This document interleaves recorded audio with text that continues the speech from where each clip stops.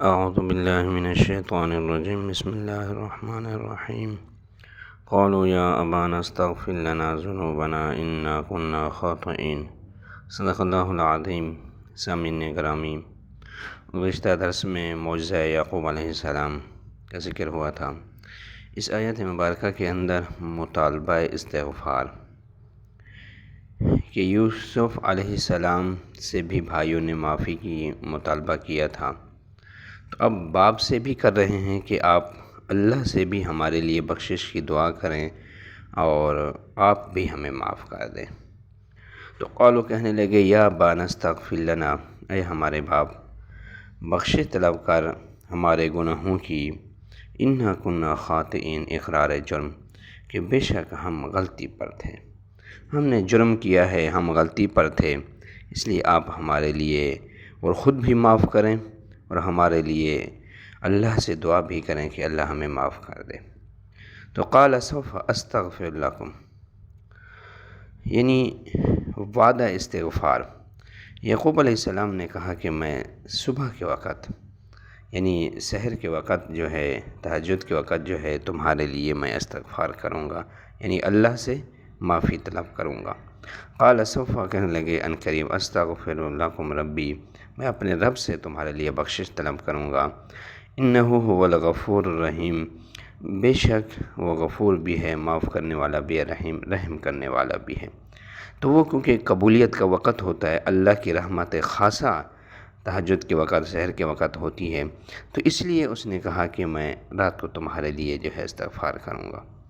فلما دخلوا علی یوسف، یہ 15واں حال ہے، آمد بر چہرم اور وصال مکمل، مقام استقبال۔ فلما دخلوا علی یوسف، کیونکہ جب یوسف علیہ السلام کو معلوم ہوا کہ ان کے باپ اور بھائی جو ہے وہ کنعان سے مصر آ رہے ہیں، تو استقبال کے لیے وہ شہر سے باہر نکل گئے۔ تو فلما دخلوا علی یوسف، جب وہ داخل ہوئے یعنی مقام استقبال میں، آویٰ الیہ، تو تعظیماً ان کو جگہ دی، ابویہ یعنی اپنے باپ کو، ماں باپ کو۔ بعضوں نے کہا کہ آپ کی ماں وفات پا چکی تھی تو آپ کی خالہ سے نکاح کیا تھا، کیونکہ خالہ بھی ماں کے حکم میں ہوتی ہے، اور بعضوں نے کہا کہ نہیں، آپ کی والدہ وفات نہیں پا گئی تھی، تو اس لیے ابویہ یعنی ماں باپ کو۔ وقال ادخلوا، اور کہا کہ داخل ہو جاؤ مصر میں، انشاءاللہ، اگر اللہ نے چاہا تو آمنین، تم کس میں رہو گے؟ امن سے، یعنی ایک تو فراق سے بھی اور قحط سے بھی، اور دوسری چیزوں سے بھی تم کیا ہے، امن میں رہو گے، اس لیے تبرکاً کہا انشاءاللہ آمنین۔ ورفع ابویہ علی العرش، اور بلند کیا ماں باپ کو، علی العرش تخت پر بٹھایا، یعنی اونچائی جگہ پر جو ہے ماں باپ کو بٹھایا، اور وخروا لہ سجدا، ظہور عظمت یوسفی، تو وہ جھک گئے کس کے لیے؟ یوسف علیہ السلام کے لیے، یہ گر پڑے بوجہ یوسف کے واسطے اللہ کے، یعنی یوسف علیہ السلام کے واسطے، لیکن سجدہ کس کو تھا؟ اللہ تبارک و تعالیٰ کو ہی کر رہے تھے، یعنی اس وقت یوسف علیہ السلام موجود تھے تو اس کی عظمت کو دیکھ کر سجدہ اللہ کو کیا، شکر کرنے پر۔ یہ ہے کہ یوسف علیہ السلام کو لیے تعظیماً جو ہے وہ جھک گئے۔ وقالا، کیونکہ ان کی شریعت میں یہ چیز اس وقت جائز تھی، جھکنے سے مراد یہ ہے کہ پیشانی نہیں، صرف جو ہے گردن جھکائی۔ وقال یا اباتی، اور کہنے لگے کہ اے میرے باپ، ھذا تأویل رؤیایا، یہ بیان ہے میرے خواب کا، من قبل، جو میں نے پہلے دیکھا تھا، جو 11 دیکھا تھا اس کے بارے میں۔ تو کسی سے پوچھا گیا کہ بھی 11ویں کہاں سے ثابت ہے، تو اس نے کہا کہ 11 قرآن میں ہے تو اس سے ثابت ہے، پتہ نہیں کس طرح کے دلائل دیتے ہیں۔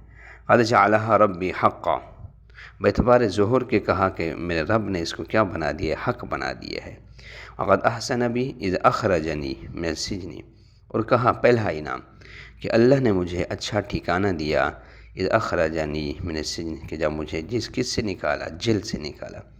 لیکن وہ کنویں والا قصہ بیان نہیں کیا، اس وجہ سے کہ وہ بھائیوں کو معاف کر چکے تھے، اس لیے صرف جیل سے ہی، اور باقی جو جیل کی مصیبتیں تھیں اس کو ذکر نہیں کیا، صرف یہی کہا کہ اللہ نے مجھے جیل سے نکال کر جو ہے رتبہ سلطنت تک مجھے پہنچایا۔ وجاء بکم من البدو، اور دوسرا انعام یہ ہے کہ تمہیں لے آیا کس سے؟ دیہات سے، من بعد اس کی، کیونکہ یعقوب علیہ السلام وہاں رہ رہے تھے، تو اب کیونکہ وہاں پہ اتنی دیہاتوں کے اندر فراوانی نہیں ہوتی، تو اس لیے اللہ نے تمہارے ساتھ بھی احسان کیا ہے کہ تمہیں دیہات سے ادھر لے آئے شہر میں، من بعد ان نزغ الشیطان، بات اس لیے کہ پھوٹ ڈال دی تھی شیطان نے، بینی و بین اخواتی، میرے درمیان میرے بھائیوں کے درمیان، ورنہ میرے بھائی ایسے کہاں تھے۔ تو یہ کہنے کا مقصد، لیکن یہ نہیں کہا، بس یہ اشارہ کیا کہ شیطان نے پھوٹ ڈال دی تھی میرے بھائیوں میں اور مجھ میں، کہ انہوں نے مجھے کنویں میں ڈالا، لیکن یہ شیطان کی وجہ سے ہوا، میرے بھائی اس طرح کرنے والے نہیں تھے۔ ان ربی لطیف لما یشاء، بے شک میرا رب جو ہے وہ باریک تدابیر کرنے والا ہے، جو چاہتا ہے، جو چاہتا ہے وہ کرتا ہے۔ انہ هو العلیم الحکیم، تو سارا قصہ اس میں بند کر دیا کہ یہ ساری تدابیریں اللہ نے کی، اور وہی جاننے والا بھی ہے اور حکیم اور حکمت والا بھی ہے۔ انشاءاللہ آگے مزید تشریح آئے گی۔ وآخر دعوانا الحمدللہ رب العالمین۔